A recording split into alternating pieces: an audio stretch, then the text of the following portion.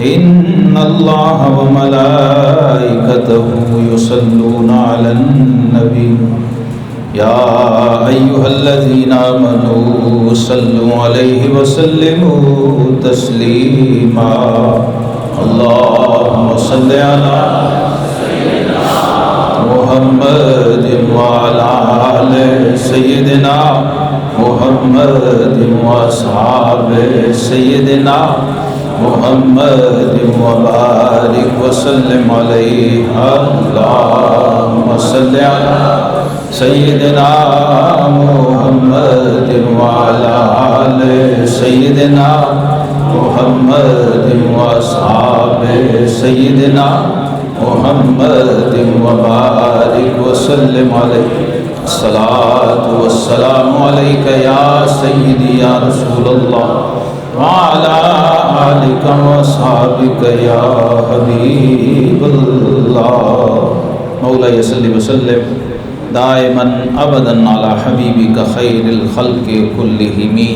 حاضرین مکرم، ماہ محرم الحرام جو اسلامی سال کا پہلا مہینہ ہے، اس کی یہ ترتیب، یہ تقویم اور اسلامی کیلنڈر کی بنیاد جس ہستی نے رکھی وہ خلیفہ راشد امیر المؤمنین مراد رسول سیدنا عمر بن خطاب فاروق اعظم رضی اللہ تعالیٰ، اور آپ کا یوم وصال وہ بھی یکم محرم الحرام ہے. اب تک کی تمام تحقیق وہ یہ بتاتی ہے کہ سیدنا فاروق اعظم رضی اللہ تعالیٰ عنہ آپ کی جو شہادت ہے یعنی وصال ہے، جب حملہ ہوا، زخمی ہوئے، 26 ذوالحجہ تھا سن 23 ہجری. فجر کی نماز میں ایک مجوسی نے حملہ کیا. اس حملے کو بعض علماء نے شہادت سے اور وصال سے تعبیر کیا. حملہ اتنا خطرناک تھا، اتنا شدید تھا کہ اس کے بعد بچنے کی کوئی امید بظاہر نہیں تھی. تو جب وہ پہلا خودکش حملہ بھی اسلام کی تاریخ میں وہی تھا، اس شخص نے بعد میں خودکشی کر لی جب پکڑا گیا. تو جب آپ کو دوائی پلائی گئی، شربت جو دوا کے لیے طبیب نے دیا وہ زخم سے باہر رس گیا، تو اب امید نہ رہی کہ بچیں گے.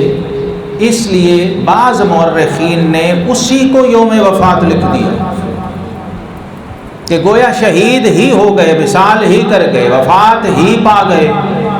لیکن جب ساری آپ تحقیق کریں اور پوری کتابیں دیکھیں، حدیث کی بھی ساتھ تاریخ کی بھی، اور آخری جو کتابیں لکھی گئیں تو اس میں یہ الفاظ موجود ہیں کہ آپ کی تدفین یکم محرم الحرام کو ہوئی. تو وہاں اس زمانے میں کوئی ایسا انتظام نہیں تھا کہ کوئی بندہ 26 ذوالحجہ کو شہید ہوا ہو تو پھر اس کو ہم 4 دن رکھ لیں.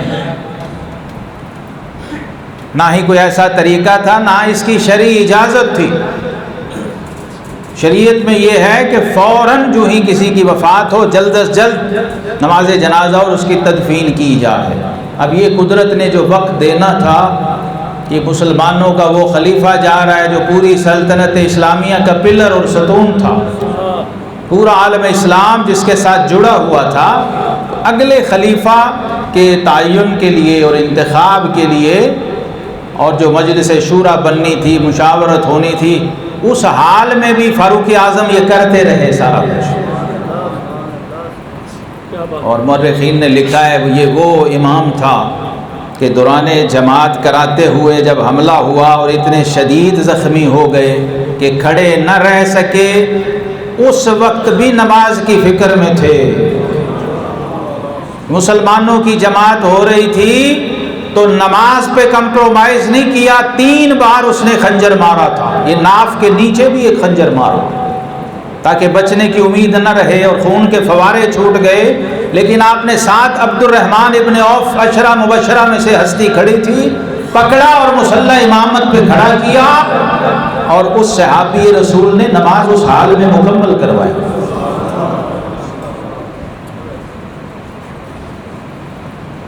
فاروق اعظم تڑپ رہے تھے اور نماز ہو رہی تھی۔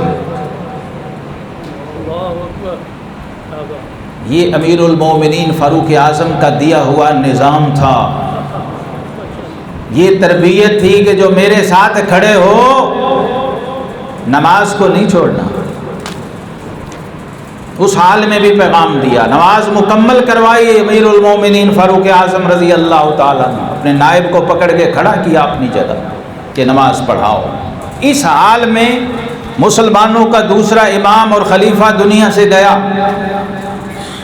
ماتم کرنا ہوتا، پیٹنا ہوتا، نوحہ بین و مرثیہ کرنا ہوتا، تو ان سے بڑھ کے کوئی نہیں تھا۔ کائنات میں یہ واحد شخص ہے جو امام الانبیاء کے سسر ہے، سسر مصطفیٰ ہے اور داماد مرتضیٰ ہے۔ اور آپ سب جانتے ہیں داماد کا سٹیٹس گھر میں کیا ہوتا ہے، اس کو گھر سے باہر کھڑا کرتے ہیں۔ عمر ابن خطاب اہل بیت میں ہیں، فاروق اعظم اہل بیت میں ہے، جس کی بیٹی اللہ کے رسول کے گھر ہے، اور اللہ کے رسول کے گھر کی بیٹی عمر بن خطاب کے گھر ہے۔ ابھی بھی سمجھ نہیں آئے عمر بن خطاب فاروق اعظم کون ہے؟ آپ ابھی سوچنے لگے ہوئے ہیں، غور و فکر کرنے لگے ہوئے ہیں، بھول بھلائیوں میں پڑے ہوئے ہیں۔ عمر بن خطاب نبی پاک صلی اللہ علیہ وسلم کے سسر ہیں، اور سسر باپ کا سٹیٹس ہے اسلام میں، اور علی المرتضیٰ شیر خدا سیدہ فاطمہ الزہرا سلام اللہ علیہا کے داماد ہیں، سیدہ ام کلثوم بنت علی ابن ابی طالب ان کی زوجہ ہیں۔ جس وقت شہید ہوئے ان کے گھر ان کی زوجہ ام کلثوم تھی، علی المرتضیٰ کی بیٹی، سیدہ فاطمہ الزہرا سلام اللہ علیہا کی لخت جگر، نبی پاک صلی اللہ علیہ وسلم کی نواسی، امام حسن و حسین کی بہن۔ ابھی بتائیں عمر کون ہے؟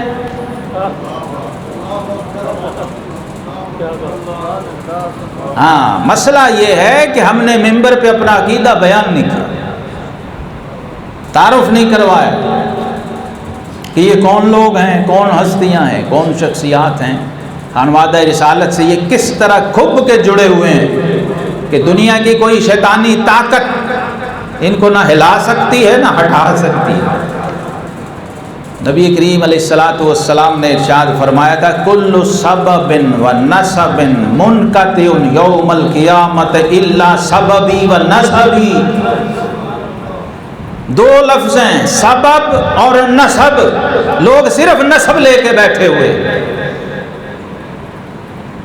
فرمایا قیامت کے دن ہر نسب بھی ٹوٹ جائے گا، یعنی جو خونی جسمانی رشتہ ہے وہ بھی ٹوٹ جائے گا، اور ہر نسبتی رشتہ، یہ برادر نسبتی ہے، یہ مادر نسبتی ہے، یہ ساس ہے، یہ باپ ہے، یہ برادر نسبتی سالہ ہے، یہ نسبت، یہ بھی حضور صلی اللہ علیہ وسلم نے حدیث میں بیان فرمائی، میرا نسب بھی قیامت کے دن قائم رہے گا، میری نسبت بھی قیامت کے دن قائم رہے گی۔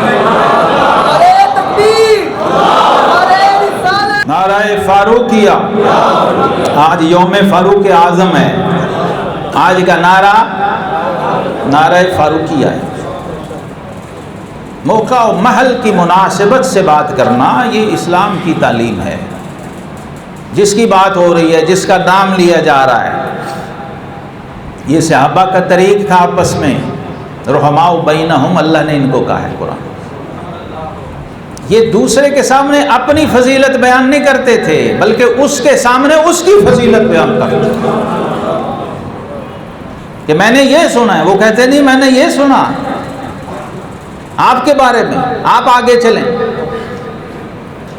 اور سیدنا فاروق اعظم رضی اللہ تعالیٰ، تو یہ وہ تو برج ہیں اس امت کے لیے، اللہ سے تعلق کا بھی اور اللہ کے حبیب علیہ السلام سے تعلق کا بھی۔ سیدنا فاروق اعظم میری تحقیق کے مطابق واحد شخص ہیں جنہیں قرآن نے ڈائریکٹ تبلیغ کر کے مسلمان کیا۔ قرآن کا تبلیغ کرنے کا مطلب ہے خود رب کائنات کا تبلیغ کرنا، کیونکہ قرآن اللہ کا کلام ہے۔ کیونکہ رب کو پتا تھا عمر کو میں نے بنایا ہوا ہے، عمر کو کوئی قابو کر ہی نہیں سکتا۔ سیدنا عمر بن خطاب فاروق اعظم رضی اللہ تعالی عنہ یہ زمانہ جاہلیت میں نوجوانی میں بھی ہیرو تھے عرب کے۔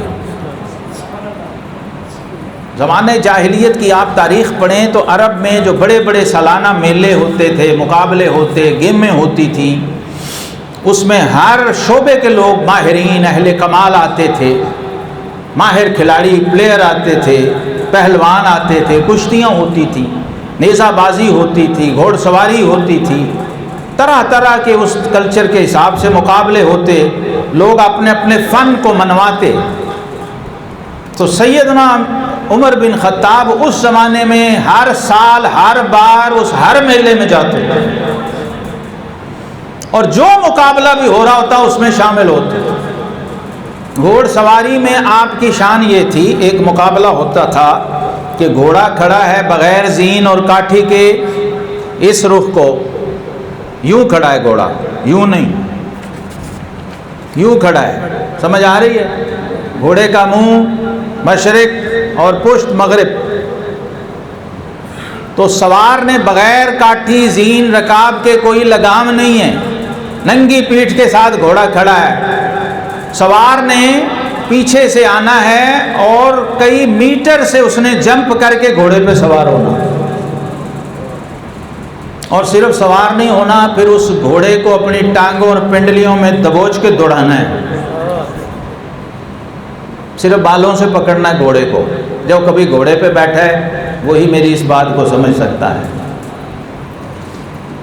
میں بیٹھا ہوں اور میں نے گھوڑا دوڑایا بھی ہے بچپن میں، اس لیے مجھے پتا ہے نیچرلی، ایسے نہیں جیسے لوگ باغ میں سیر کر کے گھوڑا کرائے پہ لے لیتے ہیں، اس طرح نہیں، وہ بندے نے پکڑ کے چکر لگوا دیا تھا، وہ والا گھوڑ سواری نہیں، خود اپنے گھوڑے پہ سوار ہو اور کسی کام جانا، صرف چکر لگانے نہیں جانا، باقاعدہ جا کے، جب جیسے اب بائک پہ لوگ لڑکے جاتے ہیں، ہمارے بڑے بزرگوں کے پاس گھوڑے تھے تو شوق میں ہم بھی بیٹھ جا کر،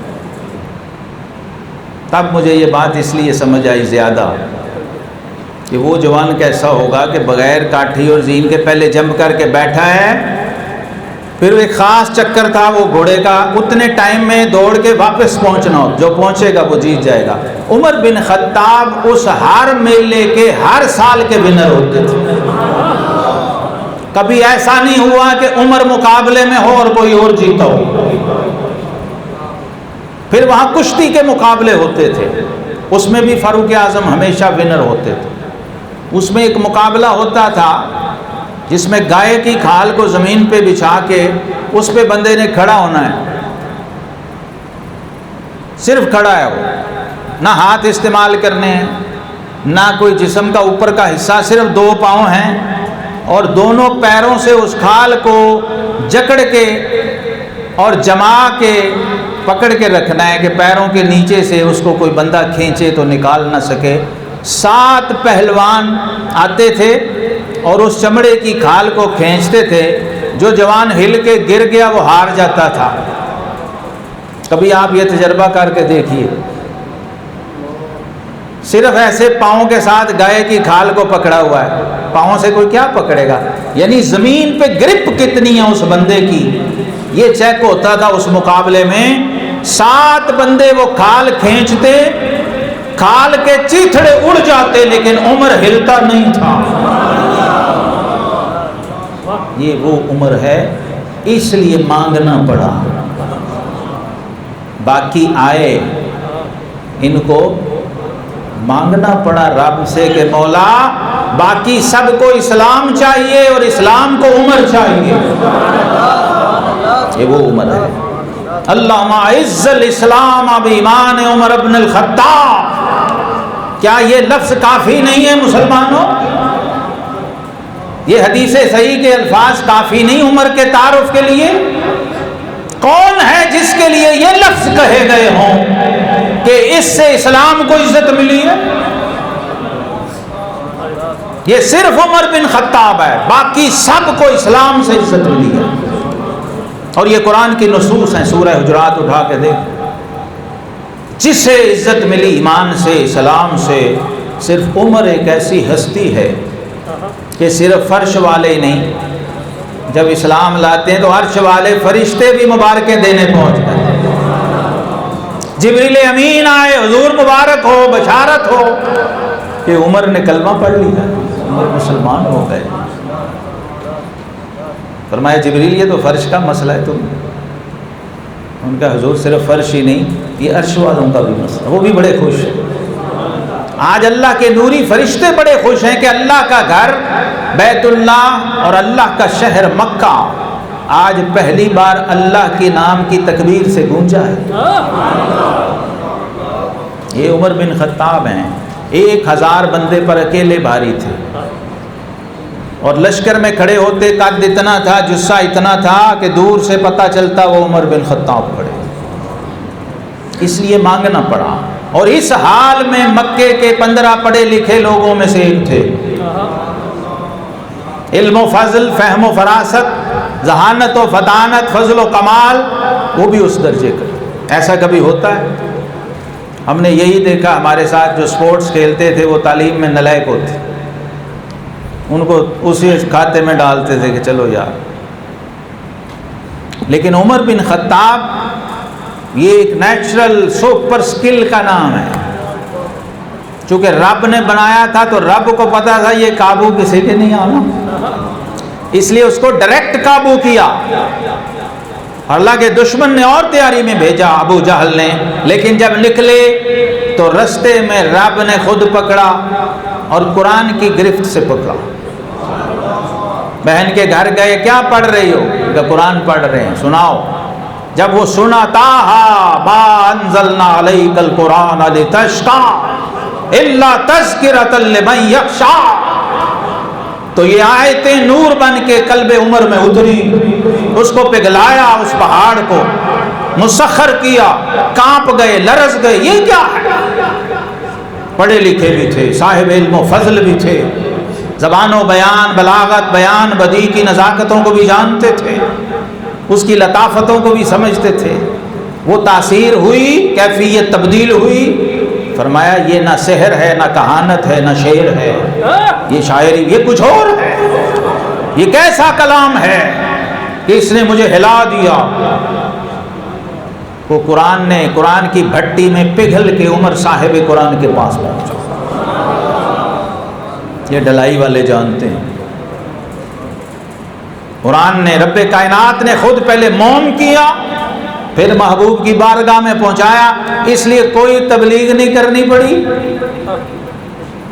صحابہ ڈر گئے، گھبرا گئے تھے، دار ارقم میں سید الشہداء سیدنا امیر حمزہ بھی کھڑے تھے، لیکن آقا کریم علیہ السلام نے فرمایا، کوئی حجی عمر آ رہا ہے، ننگی تلوار ہاتھ میں، فرمایا آنے دو، کیونکہ رات عشاء کی دعا کی ہوئی تھی اور اسی اگلی صبح کو وہ دعا قبول ہوئی۔ اور فاروق اعظم پہنچے، صحابہ آگے کھڑے ہوئے، فرمایا ہٹ جاؤ، عمر کو آنے دو۔ فاروق اعظم جب آمنا سامنا ہوا تو فرمایا عمر کیسے آئے؟ عرض کی حضور کلمہ پڑھنے آیا، مجھے کلمہ پڑھائیں۔ فرمایا پڑھو، اشہد ان لا الہ الا اللہ واشہد ان محمد رسول اللہ۔ کلمہ پڑھا، ساتھ ہی صحابہ نے نعرہ بلند کیا، نعرہ تکبیر۔ مکے کی پہاڑیاں گونج اٹھی۔ اللہ کی کبریائی کا پہلا اظہار عمر بن خطاب کے کلمہ پڑھنے سے ہوا۔ اللہ کے گھر میں 360 بت پڑے ہوئے تھے، کھلے عام شرک ہو رہا تھا، کوئی روکنے والا نہیں تھا۔ اور نمبر بھی رب نے ایسا دیا عمر فاروق کو، کوئی 35-36 مرد تھے، 5-6 خواتین، 39 لوگ تھے ٹوٹل۔ 40ویں نمبر پہ رب نے مہر لگائی پورے چلے کی، پورے تکمیل کی۔ 40واں نمبر دیا فاروق اعظم رضی اللہ۔ یعنی تکمیل ہو گئی، کمپلیشن. یہ وہ نمبر ہے 40 کا نمبر، اسی پہ اعلان نبوت ہوا. تو 40 کا عدد اس میں بھی بڑا اشارہ ہے فاروق اعظم کی شان اور عظمت کے حوالے سے. اب آپ نے فرمایا حضور کیا اسلام سچا دین نہیں؟ سچا دین ہے. کیا آپ اللہ کے سچے رسول نہیں؟ فرمایا میں سچا رسول ہوں. تو حضور پھر یہ نمازیں چھپ چھپ کے کیوں؟ کیا کیا جائے؟ کہا جی آج نماز ہوگی اور اللہ کے گھر میں ہوگی اور امام الانبیاء کی قیادت و امامت میں ہوگی. ایک کونے پہ صف کے سید الشہداء امیر حمزہ تھے، اسد اللہ و اسد رسول ہی، اللہ اور اس کے رسول کا شیر کھڑا ہے، اور دوسری طرف فاروق اعظم کھڑے، عمر بن خطاب، اسلام کی عزت اور ایمان کا محافظ ناموس رسالت. پہلی مثال جس نے گستاخ کا سر قلم کر کے پیش کی اور رب نے قرآن اتارا ان کی شان و تائید میں. فاروق اعظم رضی اللہ تعالیٰ عنہ ساتھ تھے، نماز ہوئی، اعلانیہ سجدہ ہوا، بیت اللہ میں اللہ کی کبریائی وحدہ لا شریک کی وحدانیت کا اعلان ہوا. مسلمان خوشی سے مسرور تھے اور کافر یہ بغض اور حسد کی آگ میں جل رہے تھے، کچھ کر نہیں سکتے تھے. اس کے بعد فاروق اعظم ہر اس گھر میں گئے. سب سے پہلے ابو جہل کے گھر گئے. یہ ہے ایمان، ان سے سیکھیے ایمان کیا ہو. اس لیے اللہ نے مثالیں دی کہ لوگوں اسلام لانا ہے، ایمان لانا ہے تو ایسے لاؤ جیسے عمر بن خطاب ایمان لائے، جیسے صدیق اکبر لائے، جیسے صحابہ کرام لائے. ایسا اسلام، ایسا ایمان چاہیے اللہ اور اس کے رسول کو. اور اس کی ہیبت و جلالت وہ بھی بعد میں تفصیلات میں تاریخ میں جا کے دیکھیے. ایک عمر بھی ہو اسلام کے پاس تو کیسر و کسرا گھروں میں بیٹھے لرز رہے ہوتے.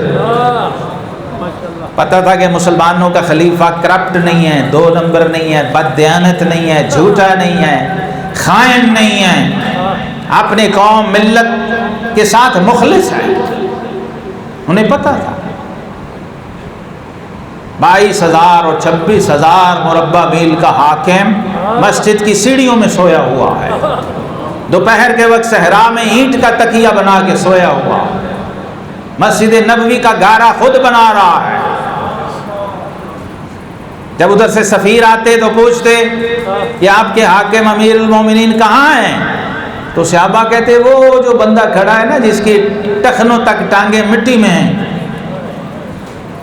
وہ ہمارا امیر المومنین ہے. اور تمہارے امیر المومنین کا محل کہاں ہے؟ پیلس کہاں ہے؟ بنگلہ کہاں ہے؟ Prime minister house. آج لوگ پریڈو، پجیرو، دوسری کون سی ہوتی بڑی گاڑی، لینڈ کروزر، اس میں بیٹھ کے کہتے ہیں ہم سادہ زندگی گزار رہے ہیں. سیدنا امیر المومنین فاروق اعظم رضی اللہ تعالیٰ عنہ جب وہ سفیر آیا اور یہ منظر دیکھا تو انہوں نے بتایا وہ جو کچا گھر ہے یہ ہمارے امیر المومنین فاروق اعظم کا ہے. وہ آپ خود مٹی بنا رہے تھے. انہوں نے کہا جی آپ کسی اور کو کہہ دیتے. وہ کہنے لگے کہ چونکہ سب سے افضل کام تھا تو میں نے سوچا سب سے افضل مسند والا کریں.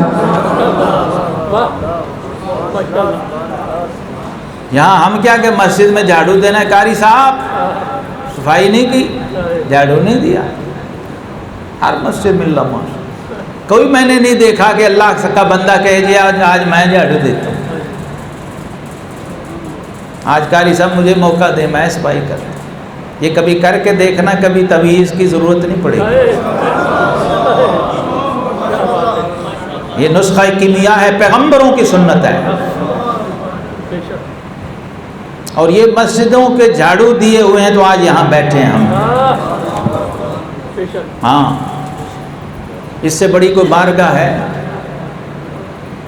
رب کائنات نے فرمایا کہ ہم نے ابراہیم و اسماعیل سے کہا ہے کہ ہمارے گھر کی صفائی کیا کرو. انطہر بیتی للطائفین والعاکفین والرکع.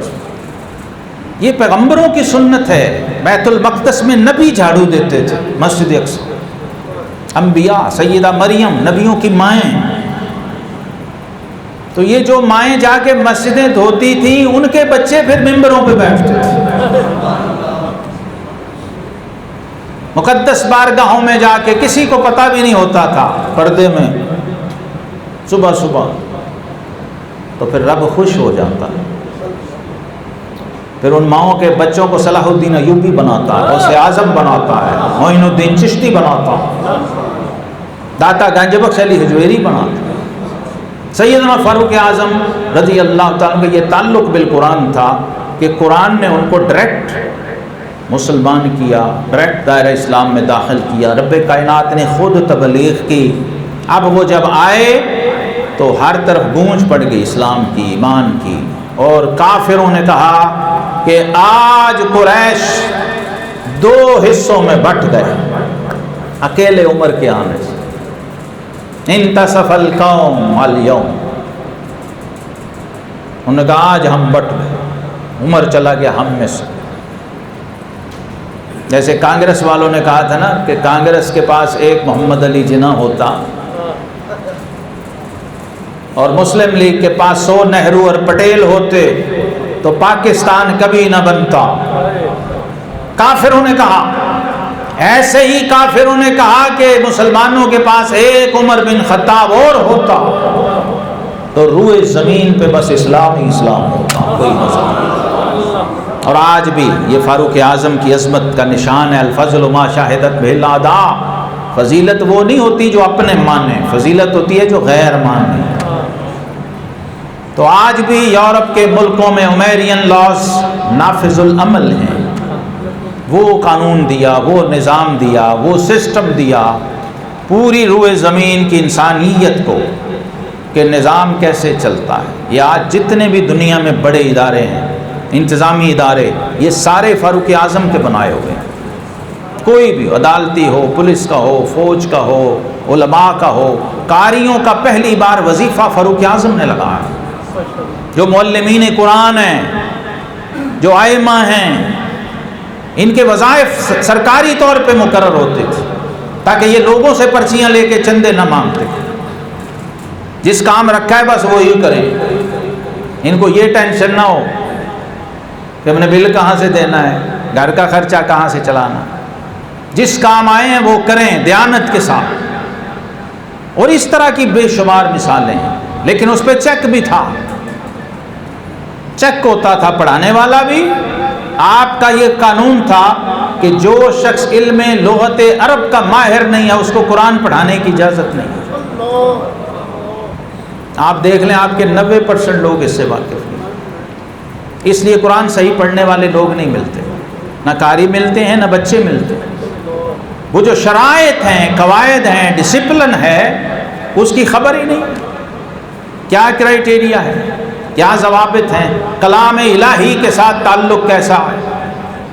تو آپ کو چونکہ قرآن نے ڈائریکٹ مسلمان کیا ہے تبلیغ کی، لہٰذا ساری زندگی آپ قرآن سے ایسے جڑے رہے ہیں کہ پھر ایک وقت آیا کہ فنا فی القرآن ہوئے. جب 7 سال میں آپ نے سورہ بقرہ حفظ کی ہے. کتنے؟ 7 سال سورہ بقرہ صرف. تو لوگوں نے کہا حضور، اور پھر ایک اونٹ ذبح کر کے ختم دلایا، دعوت کی صحابہ کی کہ آج عمر نے سورہ بقرہ حفظ کر لی. لوگوں نے پوچھا حضور اتنا ٹائم کیوں لگا؟ فرمایا بھائی ہمیں ہمارے آقا علیہ السلام نے 23 سال میں قرآن پڑھایا ہے. ابھی ڈاکٹر خورشید احمد سعیدی صاحب تشریف لائے ہوئے ہیں یہاں، انٹرنیشنل اسلامک یونیورسٹی کے بڑے فاضل استاد. صبح ان سے ہم بات کر رہے تھے کہ نبی پاک صلی اللہ علیہ وسلم نے 23 سال قرآن پڑھایا ہے. کتنے؟ 23 سال. اور بڑے بڑے جلیل القدر صحابہ کو پڑھایا ہے. تب عمر بن خطاب بنے، تب باب مدینہ العلم علی بنے، تب ایک رکعت میں قرآن ختم کرنے والا قاری عثمان ابن عفان ذوالنورین بنے، تب عبداللہ بن عباس بنے، عبداللہ بن زبیر تیار ہوئے، عبداللہ بن مسعود تیار ہوئے، ماہرین قرآن، علوم قرآن کے ماہرین. زید بن ثابت رضی اللہ عنہ تیار ہوئے. یہ 11 سال کے تھے جب حضور علیہ السلام نے ہجرت کی، جو قرآن بورڈ کے ہیڈ اور چیئرمین تھے.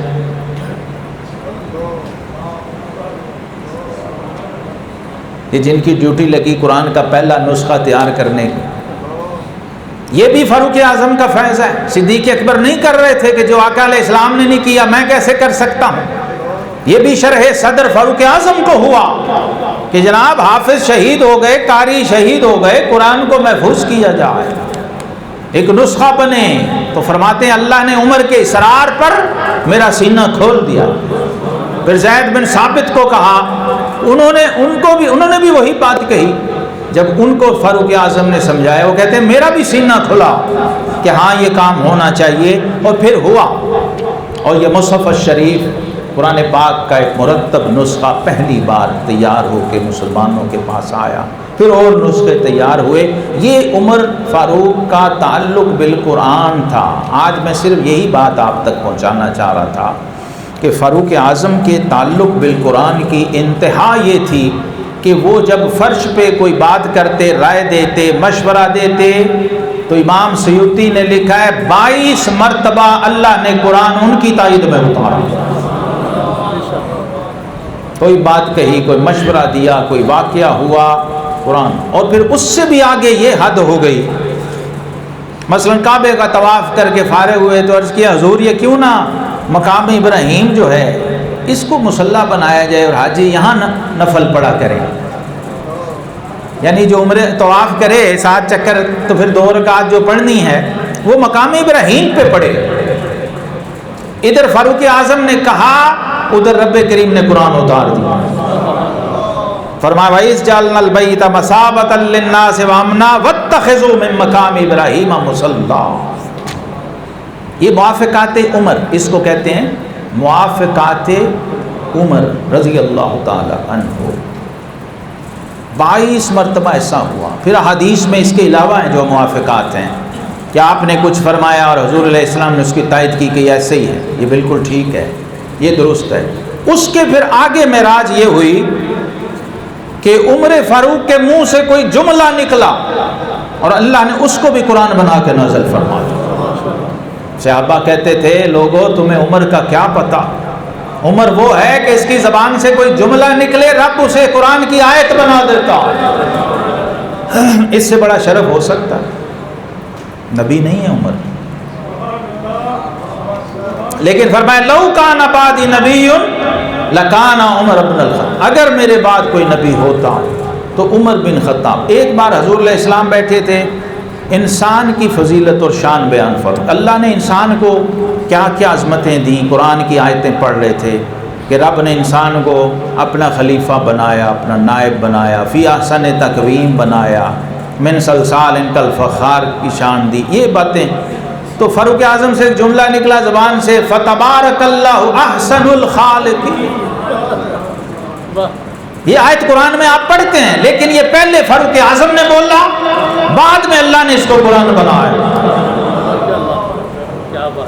ابھی بھی عمر سمجھ نہیں آیا۔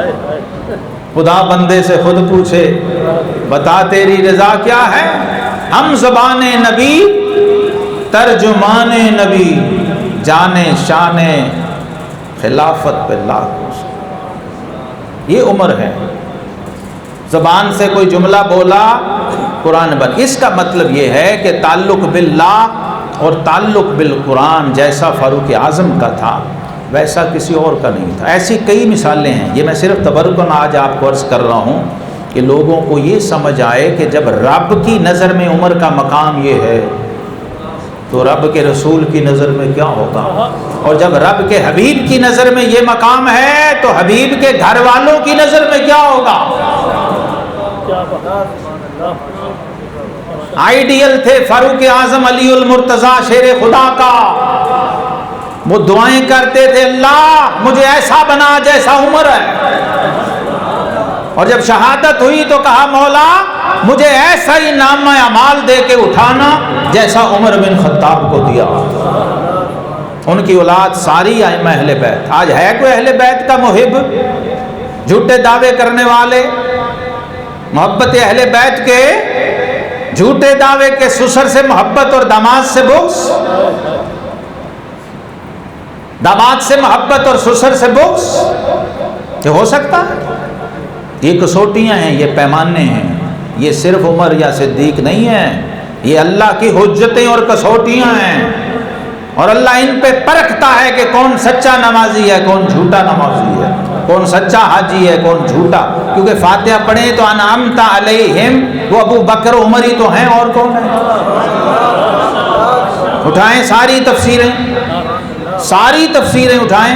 ابن کثیر نے لکھا صراط مستقیم کا مطلب محمد مصطفیٰ ہے، اور انعمت علیہم کا مطلب صدیق اکبر اور فاروق اعظم ہے۔ کہاں بھاگیں گے آپ؟ صراط مستقیم سے دشمنی، صراط مستقیم سے بغض، صراط مستقیم میں کیڑے، اور صراط مستقیم پہ تنقید کر کے تم سمجھتے ہو کہ تم مسلمانی اپنی برقرار رکھ سکتے ہو، اپنی نمازیں بچا سکتے ہو، اور اہل بیت اطہار کوئی تمہیں لفٹ کرائیں گے؟ امام محمد الباقر، امام زین العابدین کے بیٹے، امام حسین کے پوتے، ساری امت کے اماموں کے امام، امام جعفر صادق کے والد، وہ کہتے ہیں من لم یعرف فضل ابی بکر و عمر فقد جہل السنہ، جو ابو بکر و عمر کو نہیں جانتا اور مانتا اور ان کی فضیلت سے بے خبر ہے، فرمایا وہ دین سے بے خبر ہے، وہ شریعت کو نہیں جانتا، وہ قرآن و سنت کو نہیں جانتا۔ اس لیے یہ لوگ صرف قرآن میں نہیں ہیں، یہ تورات میں بھی ہیں، یہ انجیل میں بھی ہیں۔ ذالک مثلہم فی التوراۃ و مثلہم فی الانجیل۔